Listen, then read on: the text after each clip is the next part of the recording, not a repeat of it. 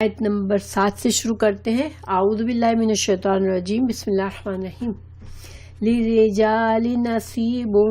مِّمَّا تَرَکَ الْوَالِدَانِ وَالْأَقْرَبُونَ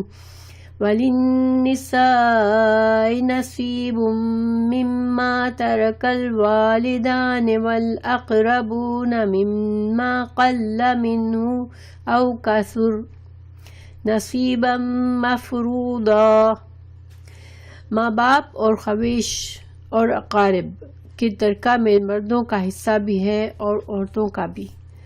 جو ماں باپ اور خویش یعنی کہ بیوی یا شوہر نے چھوڑا ہو،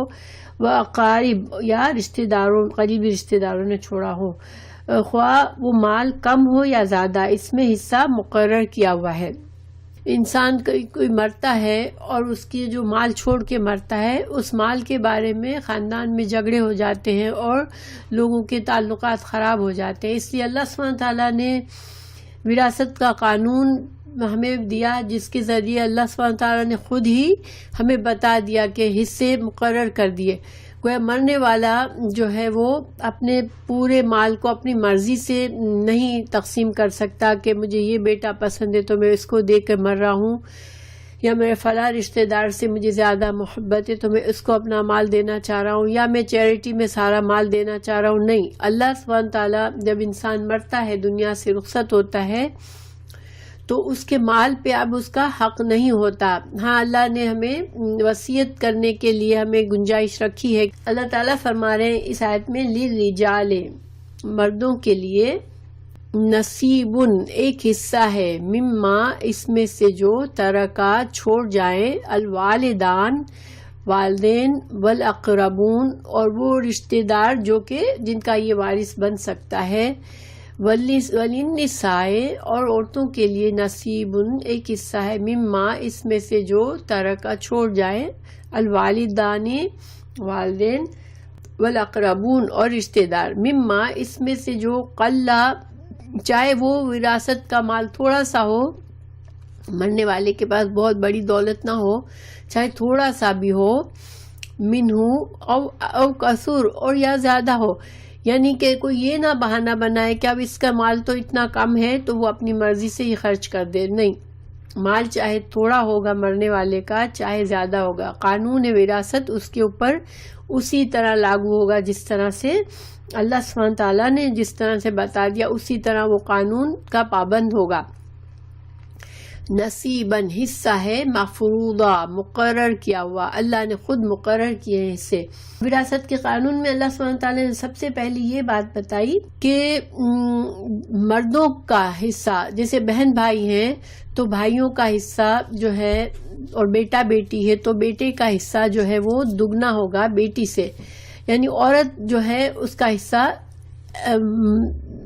آدھا ہے مرد سے۔ تو کیوں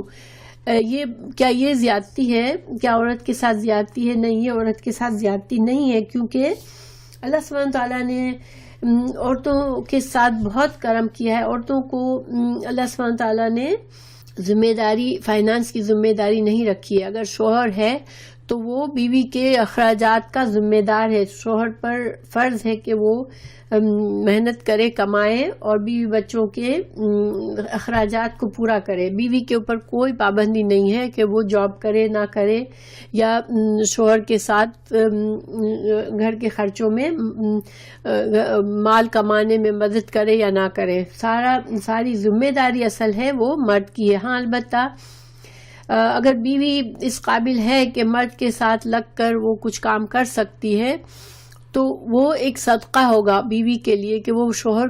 کے اوپر ایک صدقہ کرے، یعنی شوہر کے لیے بیوی کو اتنا ہی فائدہ ہوگا اگر بیوی بھی کما کر شوہر کو دیتی ہے، کیونکہ شوہر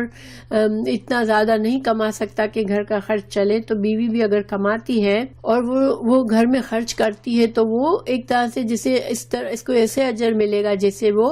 شوہر کے اوپر صدقہ کر رہی ہے، وہ پیسہ جو وہ خرچ کر رہی ہے۔ تو سبحان اللہ، عورت کو اللہ نے بہت محفوظ رکھا ہے اور اس کو ذمہ داریوں سے فارغ رکھا ہے، فائنانشل ذمہ داریوں سے۔ اسی وجہ سے وراثت میں مرد کو زیادہ پیسہ ملتا ہے تاکہ مرد اپنی ذمہ داریاں ادا کر سکے۔ وَإِذَا اور جب حضر حاضر ہو القسمت تقسیم کے وقت اولو القربا رشتہ دار والیتاما اور یتیم والمساکین اور مسکین فارزقوہم تو رزق دو ان کو منہ اس میں سے وقولو اور کہو لہم ان سے قولاً بات معروفاً بھلی بات کہو. تو اس آیت کا کیا مطلب ہے؟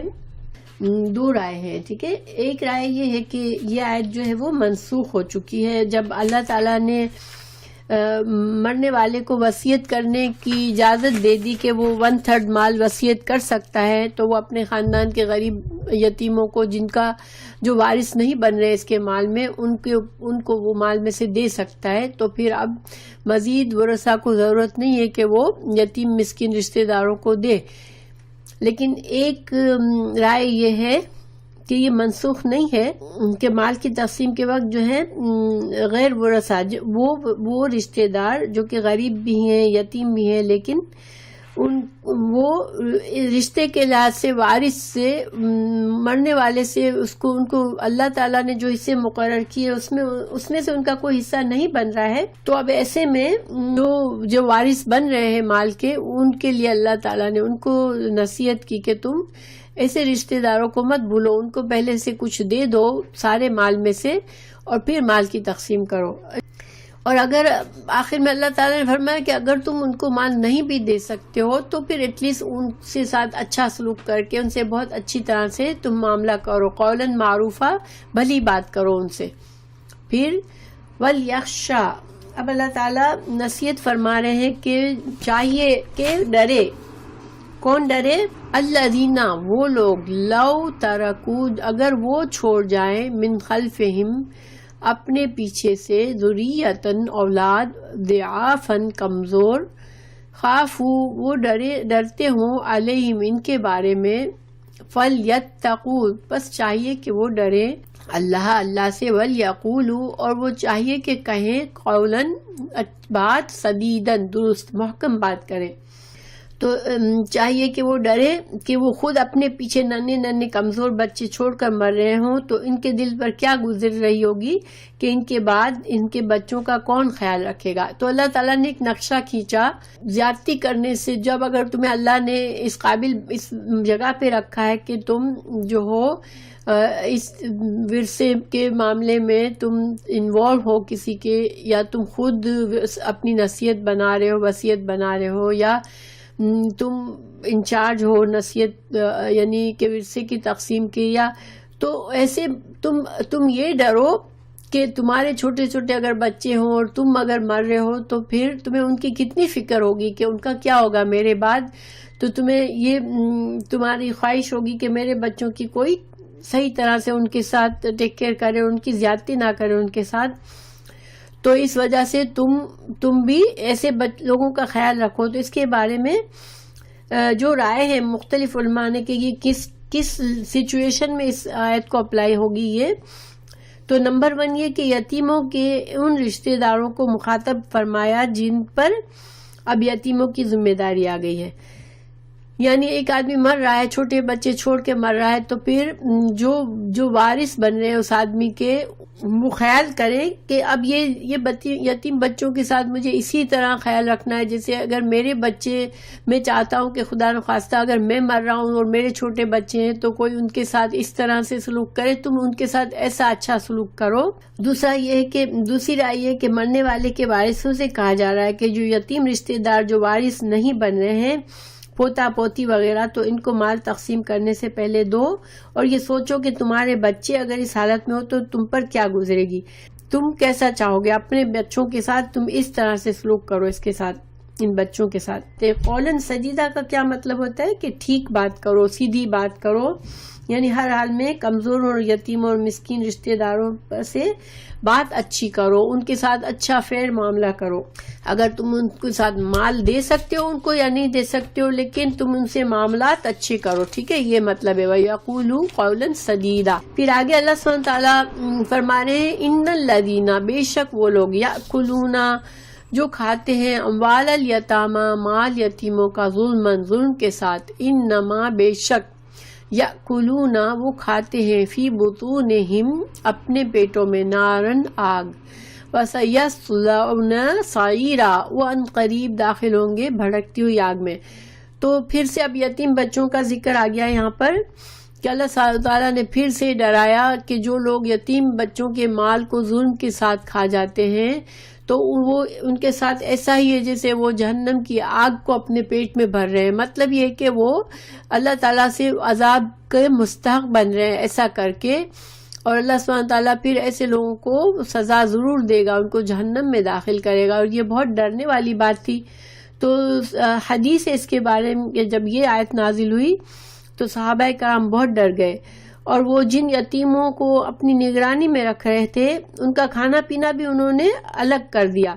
یعنی اتنا ڈر گئے صحابہ کرام کہ یتیم بچوں کے کھانا ہی الگ بننے لگا, کہ وہ ان کے مال میں سے ان کے لیے تھوڑا سا کھانا بنتا, پھر اس کھانے میں اگر کچھ بچ جاتا تو وہ خود کبھی بچے ہوئے کھانے کو بھی نہ کھاتے, بلکہ اگر وہ ضائع ہو جاتا کھانا. صحابہ کرام اپنا یہ مسئلہ لے کے رسول اللہ صلی اللہ علیہ وسلم کے پاس گئے کہ یا رسول اللہ صلی اللہ علیہ وسلم کھانا ضائع ہو جاتا ہے یتیموں کا, مگر ہم تو نہیں کھاتے ڈر کے مارے, کیونکہ اللہ تعالیٰ نے ہمیں یہ وعید دی ہے تو ہم ڈرتے ہیں. تو پھر اللہ سبحانہ تعالیٰ نے سورہ بقرہ کی آیت 220 نازل فرمائی, جس میں اللہ نے فرمایا وَيَسْأَلُونَكَ عَنِ الْيَتَامَى کہ یتیم کے بارے میں آپ سے مسئلہ پوچھتے ہیں. قُلْ ان سے کہہ دیجئے اصلاح لہم خیر, ان کے ساتھ اصلاح کرنا,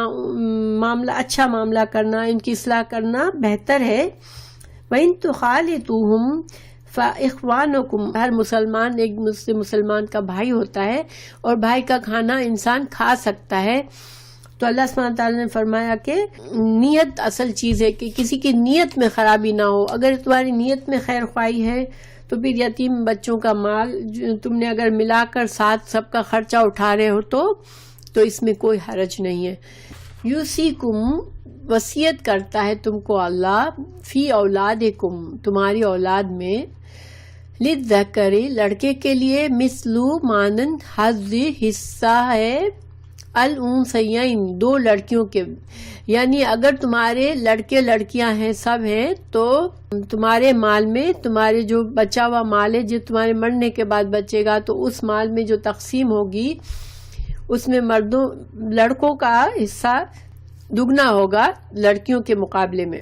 فَإِن كُنَّا اور اگر ہوں نسان عورتیں, فوق اثنتین دو سے اوپر, فلہن تو پھر ان کے لیے ہے ثلثا ما ترک, تو ان کے لیے پھر 2/3 ہے جو اس مرنے والے نے چھوڑا. اس کا کیا مطلب ہے؟ مرنے والے کی کوئی مرد اولاد نہیں ہے, کوئی بیٹا نہیں ہے, مگر اس کی لڑکیاں ہیں, اور لڑکیاں جو ہیں وہ 2 سے زیادہ ہیں یا 2 ہیں, ٹھیک ہے, 2 یا 2 سے زیادہ لڑکیاں ہیں. تو پھر جو مال ترکے کا اس کا تقسیم ہونا ہے اس مال میں سے 2/3 حصہ ان 2 لڑکیوں یا 2 سے زیادہ لڑکیوں میں برابر برابر بانٹ دیا جائے گا. وَإِن كَانَتْ اور اگر ہو واحدتاً ایک لڑکی, فلہا تو اس کے لیے ہے نصف آدھا. مرنے والے کا بیٹا نہیں ہے, صرف ایک لڑکی ہے, تو لڑکی کو اس کے مال کا آدھا دیا جائے گا. وَلِأَبَوَيْهِ اور اگر اس کے ماں باپ زندہ ہیں تو لِكُلِّ وَاحِدٍ تو ہر ایک کے لیے, منہما ان دونوں میں سے یعنی ماں اور باپ میں سے, السدس چھٹا حصہ ہے, مما اس میں سے جو ترکا اس نے چھوڑا, ان کانا اگر ہے, لہو اس کے لیے, ولد اولاد کوئی اولاد ہے. یعنی اگر مرنے والے کی اولاد بھی ہے اور مرنے والے کے ماں باپ بھی زندہ ہے تو کیا ہوگا کہ ماں باپ کے لیے پھر ماں کے لیے 1/6, باپ کے لیے 1/6, چھٹا حصہ اس کے مال میں سے باپ کا, چھٹا حصہ ماں کا, اور جو باقی بچ جائے گا وہ اس کی اولاد میں اس طرح تقسیم ہوگا کہ اس کے بیٹوں کو دگنا اور بیٹیوں کو آدھا ملے گا. فَإِن لَمْ يَكُنْ لَهُ وَلَدٌ لیکن اگر اس کے کوئی اولاد نہیں ہے, وَوَرِثَهُ تو پھر اس کا وارث بنے گا, أَبَوَاهُ اس کا باپ, اس کے والدین, فَلِأُمِّهِ تو اس کی ماں کے لیے ثلث تیسرا حصہ ہے. تو پھر کیا ہوگا اگر انسان کے اولاد نہیں ہے, ماں باپ زندہ ہیں مرنے والے کے مگر اولاد نہیں ہے, تو کیا ہوگا ماں کو 1/3 ملے گا اور باپ باقی کا حصہ لے جائے گا. فَإِن كَانَ پھر اگر ہو لہو اس کے لیے اخوتن بہن بھائی لِأُمِّهِ تو اس کی ماں کے لیے السدس چھٹا حصہ ہے من بعد وصیتن جو وصیت اس مرنے والے نے کی ہو اس وصیت کو پورا کرنے کے بعد یوسی بہا جو اس نے کی ہے او دین یا پھر مرنے والے پر کوئی قرض ہے تو قرض کی ادائیگی پہلے ہوگی. آباؤکم و ابناؤکم اللہ تعالیٰ دیکھیں اب یہاں اللہ تعالیٰ نے بڑی اچھی طرح سے پیارے انداز میں نصیحت فرمائی کیونکہ مال انسان کو دیتے ہوئے جن لوگوں سے خاص طور سے بہت دلی لگاؤ نہیں ہوتا تو انسان کو یہ ہوتا ہے کہ میرا مال اس کے پاس جائے جس سے مجھے محبت ہے. ٹھیک ہے تو وہ بعض اوقات اللہ کے قانون کو توڑتا ہے کہ نہیں میرے فلاں بیٹے نے مجھے زیادہ خدمت کی ہے مجھے اس سے زیادہ پیار ہے میں اس کو زیادہ دے دوں. تو اللہ تعالیٰ یہاں سمجھا رہے ہیں کہ تمہارے باپ دادا اور ابناؤکم اور تمہارے بیٹے لا تدرونا تم نہیں جانتے ہو ایہم ان میں سے کون اقربو زیادہ قریب ہے لکم تمہارے لیے نفعن نفع میں. تو اللہ تعالیٰ سمجھا رہے ہیں کہ تم اس قانون کو اپنے ہاتھ میں مت لو کیونکہ تمہیں پتہ نہیں ہے کہ تمہارے آخرت کے نفع کے لیے بھلائی کے لیے تمہارا کون سا رشتہ دار تمہارے لیے زیادہ نفع بخش ہے. ہو سکتا ہے جس کو تم سمجھتے تھے جس بیٹے کو کہ اس میں کوئی اچھائی نہیں ہے وہ بیٹا تمہارے مرنے کے بعد بہت نیک کام کرے اور تمہارے لیے بہت دعائیں کرے اور جس بیٹے کو تم اچھا سمجھتے ہو وہ تم کو بھول جائے تمہارے لیے کوئی دعا نہ کرے. تو یہ اللہ ہی جانتا ہے اس لیے تم اپنے ہاتھ میں اللہ کے قانون کو توڑ کر تم گنہگار مت بنو. ٹھیک ہے فریضہ ادا کرنا ہے من اللہ اللہ کی طرف سے یعنی اللہ نے یہ جو قانون وراثت دیا ہے یہ کوئی معمولی بات نہیں ہے یہ تم پر فرض ہے اس کو فالو کرنا. تو تم اس فرض میں کچھ اپنی مرضی مت چلاؤ اور تم گنہگار مت بن جاؤ کیونکہ اللہ نے جن چیزوں کو فرض کیا ہے اگر انسان اس کو نہیں مانتا تو وہ اسلام کے دائرے سے خارج ہو جاتا ہے. جیسے ایک تو کوتاہی یا غلطی سے کر دیتا ہے وہ دوسری بات ہے لیکن ایک انسان کہتا ہے میں نہیں مانتا ہوں میرا مال ہے میں اپنی مرضی سے دوں گا اور میں ایسے کوئی حصوں کو نہیں مانتا تو وہ چاہے وہ مسلمان نمازیں پڑھتا ہو مسلمان ہو لیکن چونکہ اللہ کے ایک فرض حکم کا انکاری ہے وہ تو پھر وہ اس کا ایمان پھر نہیں رہتا اس کو پھر آخرت کے لیے وہ عذاب کا مستحق بن جاتا ہے. ان اللہ بے شک اللہ تعالیٰ کانا ہے علیمن علم والا حکیمن حکمت والا کیونکہ اللہ کو تمام علم ہے. اللہ جانتا ہے کہ تمہارے حق میں کیا بہتر ہے تو تم اپنے مال کو کے بارے میں اپنی مرضی مت چلاؤ اللہ کے حکم پر چلو. وَإِلَّمْ اور اگر نہ ہو لہن ان کے لیے ولدن کوئی اولاد اور عورتوں کے لیے اولاد ہو فلکم تو تمہارے لیے ہے الربع یہ شوہر اور بیوی کا حصہ ہے. ٹھیک ہے ولکم اور تمہارے لیے نصف آدھا ہے ما ترکا جو چھوڑا ازواجکم تمہاری بیویوں نے. ان لم یکن اگر نہ ہو لہن ولدن یعنی اگر ایک کپل ہے ٹھیک ہے بیوی مر رہی ہے لیکن بیوی کی کوئی اولاد نہیں ہے پہلے کسی شوہر سے بھی نہیں ہے اور اس شوہر سے بھی نہیں ہے. ٹھیک ہے تو پھر کیا ہوگا شوہر کو پورا آدھا مال بیوی کا مل جائے گا. اسی طرح اگر فَإِن كَانَ لَهُنَّ اور اگر ان کے لیے اولاد ہو ولدن کوئی اولاد فَلَكُمْ اور تمہارے لیے الربع تو تمہارے لیے چوتھا حصہ ہے مما اس میں سے جو ترکنا چھوڑ گئی وہ من بعد اس کے وصیتن کے وصیت ادا کر دی جائے یوسینا وہ وصیت کر کے گئی ہو بہا جس کی او دین یا ان پر کوئی قرض ہو. تو اللہ تعالیٰ یہاں فرما رہے ہیں کہ شوہر کا حصہ بیان کر رہے ہیں کہ ایک شوہر بیوی مرتی ہے تو شوہر کے دو طرح سے حصے بنتے ہیں. اگر بیوی کی اپنی بھی کوئی اولاد نہیں ہے کسی اور شوہر سے نہ اس شوہر سے کوئی بھی اولاد نہیں ہے تو پھر شوہر پورا آدھا مال لے جائے گا. اگر بیوی کی اولاد ہے چاہے اس شوہر سے ہے یا چاہے اس سے پہلے کے کسی شوہر سے ہے تو پھر شوہر کو 1/4 ملے گا. لیکن قانون وہی رہے گا کہ بیوی کی پہلے کفن کا خرچہ نکلے گا، پھر اس کے قرض کا ادائیگی ہوگی اگر قرض ہے تو، یا اگر اس نے کوئی خاص وصیت اپنے مال میں سے 1/3 میکسیمم 1/3 مال میں سے کوئی خاص وصیت کی ہے تو پہلے وصیت ادا کی جائے گی۔ پھر اللہ تعالیٰ بیوی کا حصہ بتا رہے ہیں، وَلَهُنَّ، اور ان کے لیے الربع چوتھا حصہ ہے، مما اس میں سے جو تم نے چھوڑا ہو، ان لم اگر نہ ہو، یکن لکم ان کے لیے ولدن۔ تو اب الٹا ہے کہ بیوی جو ہے اگر شوہر کے کوئی بچے نہیں ہیں، اس بیوی سے بھی نہیں ہے، اس سے پہلے بھی کسی اور بیوی سے بھی نہیں ہے، اور شوہر مر گیا تو بیوی کا 1/4 ملے گا،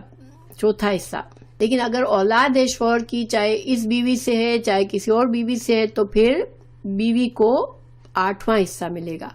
اور اگر ایک سے زیادہ بیویاں ہیں تو اس 8ویں حصے کو برابر برابر تقسیم کر دیا جائے گا، 2 بیویوں میں، 3 بیویوں میں، 4 بیویوں میں۔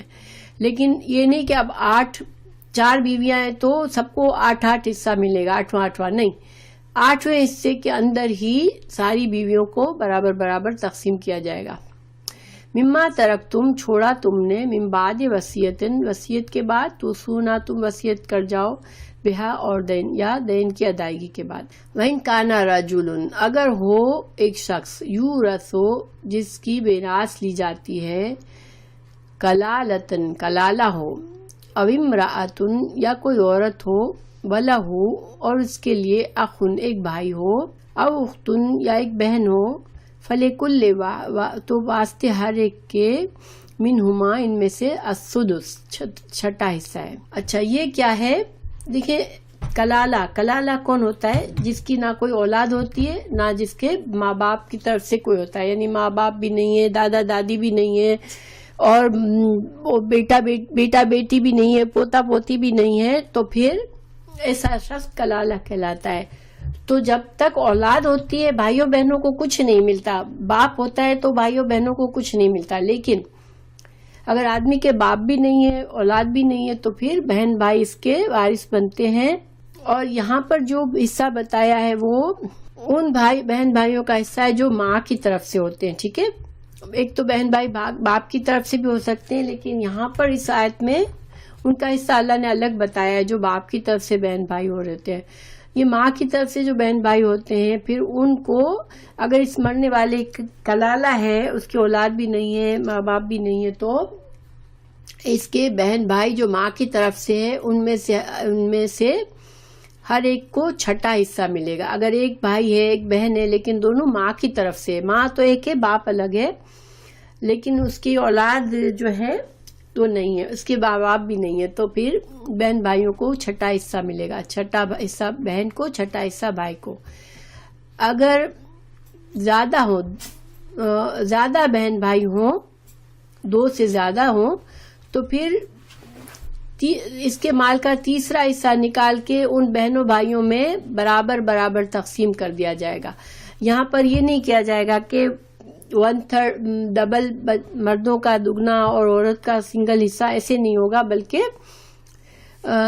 3 حصے کر کے اس کے مال کے جو تیسرا حصہ ہوگا وہ اس کی ماں کی طرف سے جتنے بہن بھائی ہوں گے ان سب میں برابر برابر تقسیم کیا جائے گا۔ غیر مضارن نہ ضرر پہنچانے والا ہو، وصیت ہے، من اللہ کی طرف سے، واللہ اور اللہ تعالی علیم ان والا حلیم بردبار ہے۔ وصیت کے معاملے میں اور بھی میراث کے معاملے میں کسی قسم کی کوئی نقصان والی بات نہ ہو۔ جیسے انسان جب وصیت کرتا ہے تو وصیت کرنے میں یہ اپنی منمانی وصیت اللہ نے الاؤڈ کی ہے 1/3 مال کی، لیکن اس میں کوئی زیادتی نہ کرے۔ جیسے میں نے پہلے بتایا کہ ان لوگوں کو ہی حصہ دے دے وصیت بنا کر جن کو پہلے سے اللہ حصہ دے رہا ہے۔ اللہ تعالیٰ ہماری نیتوں کو جانتا ہے، اسی لیے اللہ نے بتایا کہ اللہ حلیم ہے اور علیم ہے۔ اللہ تعالیٰ نے آخر اہم بات یہ کہی کہ تلک حدود اللہ، اس قانون کو بتانے کے بعد اللہ نے بتا دیا کہ یہ اللہ کی مقرر کردہ حدود ہے۔ وَمَن يُطِعِ اللَّهَ جو اطاعت کرے گا اللہ کی، وَرَسُولَهُ اور اس کے رسول صلی اللہ علیہ وسلم کی، يُدْخِلْهُ تو وہ داخل کرے گا اس کو جنات میں، تجری بہتی ہے جس کے نیچے سے انہار نہریں، خالدین فیہا وہ ہمیشہ اس میں رہیں گے، اور ذالک الفوز العظیم اور یہ بہت بڑی کامیابی ہے۔ یعنی مال کے معاملے میں اللہ نے جو وصیتیں کی ہیں، جو اللہ کے ڈر سے، اللہ کے خوف سے، بہت احتیاط سے ان ساری وصیتوں پر پوری طرح سے عمل کرے گا، ان سارے احکامات پر، تو وہ اللہ اس کو جنت میں داخل کرے گا۔ یہ اتنا اہم حکم ہے کہ اللہ نے خاص اس کے بعد یہ بتا دیا کہ جو اس حکم کی اہمیت کو سمجھے گا اور اس کے مطابق وراثت کے قانون کو فالو کرے گا تو اس کے لیے جنت ہے، ٹھیک ہے، اور یہ بہت بڑی کامیابی ہے۔ لیکن وَمَن يَعْصِ اللَّهَ لیکن جو نافرمانی کرے گا وَرَسُولَهُ اور اللہ کے رسول کی اور اللہ کی، وَيَتَعَدَّ اور توڑ دے گا حدود اللہ اللہ کے حدود کو، يُدْخِلْهُ وہ داخل کرے گا اس کو نارن آگ میں، خالدن ہمیشہ رہنے والا ہے، فیہا اس میں،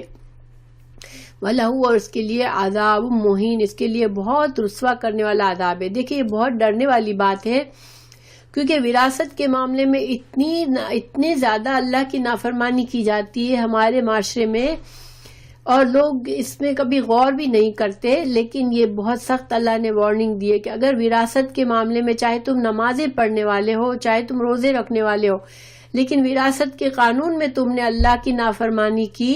تو عذاب مہین پھر آگ میں داخل کرے گا اللہ، اور تم کو رسوا کرنے والا عذاب دے گا۔ اللہ تعالیٰ ہمیں محفوظ کرے اور اللہ ہمیں سمجھنے والا بنائے کہ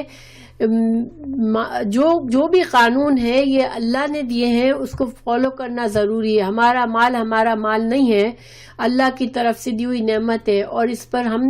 جو دنیا میں اگر اللہ سے ڈرتے ہوئے ہمیں اس کو خرچ کریں جتنی اپنی ضروریات کے مطابق، اور صدقہ خیرات کریں، بس وہ ہم نے اس کو استعمال کر لیا، جو بچ گیا ہمارے موت کے وقت وہ ہمارا مال ہے ہی نہیں، اس نے ہمیں پوری طرح سے اللہ کی فرما برداری کرنی ہے، اور وارثوں کو بھی اس میں کوئی ناانصافی نہیں کرنی۔